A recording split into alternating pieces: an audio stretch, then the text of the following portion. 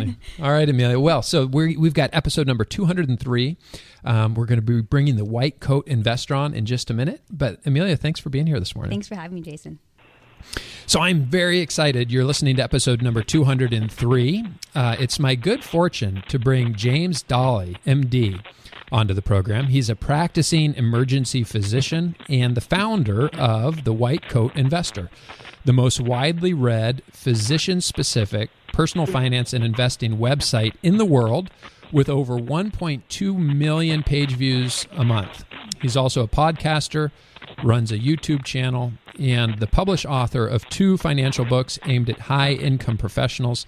He speaks nationwide and started the Physician Wellness and Financial Literacy Conference. He's married with 4 children and lives in Utah, where he enjoys climbing, canyoneering, skiing, boating, ice hockey, and mountain biking.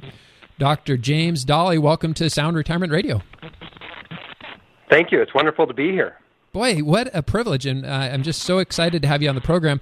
You may not know this. The way that our interview came to be today is somebody that we serve reached out to us and said, Jason, I love your podcast, but the other one that I listen to a lot is The White Coat Investor.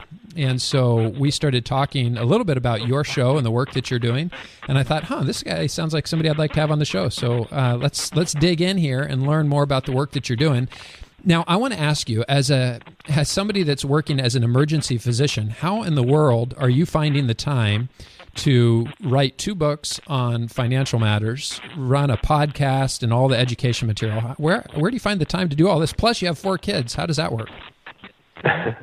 Well, initially, it turned out I used banker's hours because 3/4 of the shifts you work as an emergency physician are in the evenings, the nights, holidays, weekends, etc. I found myself at home a lot with my wife off doing things and my kids in school and nothing going on because all my friends were at work. And so that's initially where I found the time to start it. As it has grown, unfortunately, I've had to cut back a little bit on my practice. I'm now down to half time. And but that allows me to at least be able to give this other calling I feel in my life the attention it deserves. So half time on being a practicing emergency physician and moving more time to the White Coat Investor website. Yeah, I used to be. I kind of had 2 full-time jobs, and I've cut back to full-time and 1 half-time, so it's a little more doable. All right. So why did you start down this path in the first place? What lit the fire under you to say, I really feel like I need to add my voice to the financial education that's being delivered? Well, the main issue that caused me to get into it was it wasn't being delivered, at least not in my demographic. People in medical school and residency were getting no information whatsoever about personal finance, loan management, insurance, investing, etc.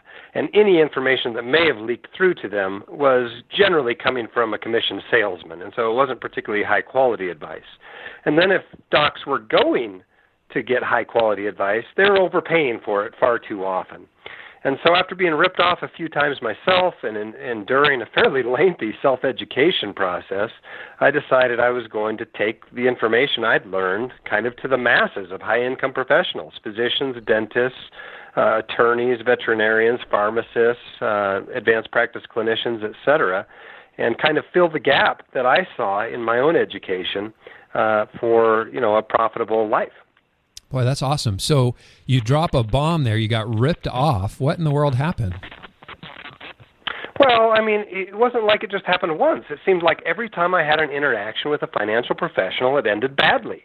There was a financial advisor, an insurance agent, and a realtor, and a recruiter, and a mortgage lender. It seemed like every time I had an interaction, I just didn't come out on top.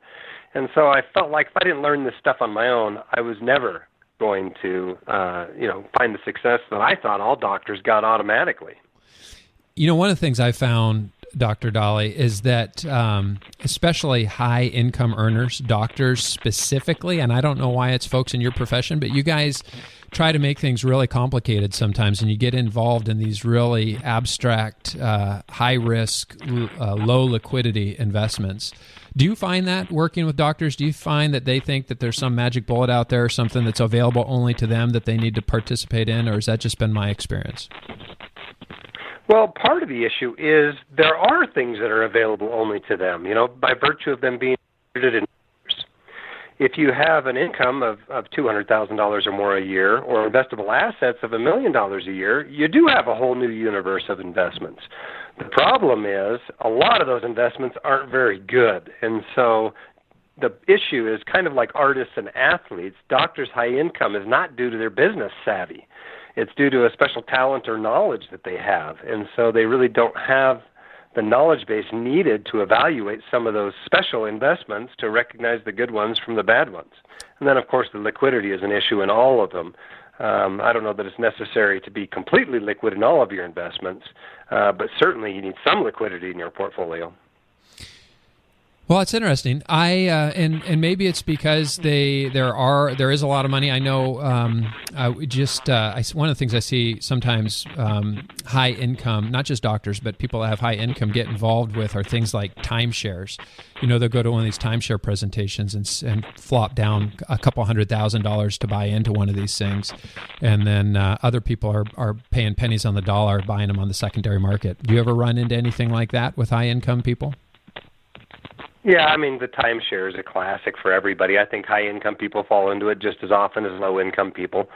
I don't know why anyone would ever want to own a timeshare, but if you did, certainly buy it on the secondary market where you can get it for a dime on the dollar. Yeah. So why do you think so many doctors struggle financially? I think it's a combination of things. One, it is a lack of financial education. Two, it is a unique cash flow situation. You go through your 20s and maybe the first half of your 30s living on debt, and then all of a sudden you go from having, you get a few years of a fairly normal income of $50,000 or $60,000 as a resident, and then all of a sudden you have an income explosion, and you might be making $200,000 or $300,000. And so I think what happens is people just can't handle that change. All of a sudden, they think if they're going from $50,000 a year to $300,000 a year, that they can 6x their lifestyle, and then come due. And so, hand them out $300,000. So, Dr. Dahle, why do you think so many physicians, so many doctors struggle financially? I think the main problem they have is a cash flow problem. It's a very unique situation that doctors are in financially compared to most Americans.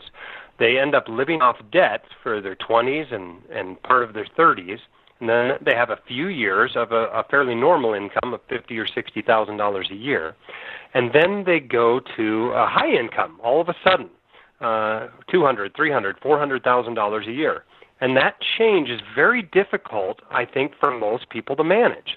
They end up, just because their income went up by 5 or 6 times, they end up 5 or 6 times in their lifestyle. And then all of a sudden the student loan payments from living on student loans for a decade come due. And they find themselves living hand to mouth on $300,000 a year, which seems unbelievable to the average American. Looks at that and says, how can you possibly have financial problems when you're making that much money? But I see it time and time again that it's very difficult for physicians to manage that change, especially without any sort of financial training. So tell us about those loans and kind of that burden that doctors have to deal with to get their education. Sure. Well, the average loan for an MD graduate is $200,000. It's about $250,000 or $260,000 for a DO graduate, and for a dentist, it's probably closer to $280,000. Now, those are averages. Half the people have more than that. It's not unusual for me to run into docs that owe $350,000, $450,000 or more. My record is actually about $1.1 million in student loans alone. And so even on a high income, that sort of debt just becomes crippling. Wow. So what about when it comes to paying that debt off, what is the strategy that you like to teach people to take to get rid of it as quickly as possible? Do you want them to refinance it? Do you want them to pay it down in just a few years? How do you recommend they deal with that debt? Well, number one, the best student loan you ever get is the one you don't take out. So living frugally, choosing the cheapest school you can get into, those sorts of issues to minimize the amount of debt helps a lot. I mean, just because the average is $200,000 doesn't mean you have to have $200,000.